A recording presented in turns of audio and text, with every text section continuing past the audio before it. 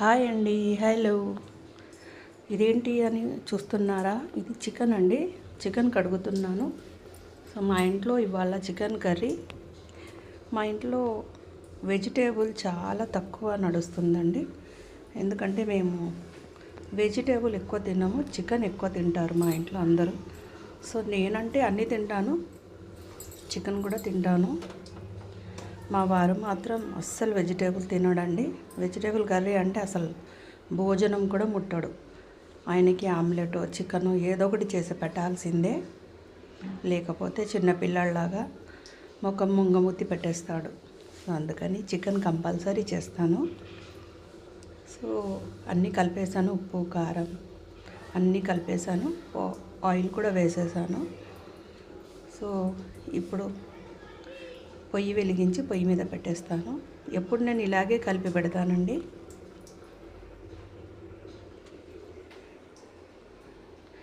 చూడండి దగ్గరకు వచ్చింది. అది ధనియా పొడి, చికెన్ మసాలా రెండు కలిపి వేసాను. చాలా బాగుంటుందండి చికెన్ కర్రీలో అది వేస్తే. సో నేను కొత్తిమీర, పుదీనా ఇవి చాలా తక్కువ వాడతాను, మసాలా ఎక్కువ వాడతాను. చాలా టేస్టీగా ఉంటుంది కాబట్టి. దాదాపుగా అయిపోయినట్టే అండి కర్రీ. ఇదేంటా అని చూస్తున్నా, ఇది చిలకడ దుంప అండి. మేము ముస్లిం రతాలు అంటాము, హిందూస్ అయితే చిలకడ దుంప అంటారు. చాలా బాగుంటుందండి టేస్ట్, నాకు ఇష్టం కూడా.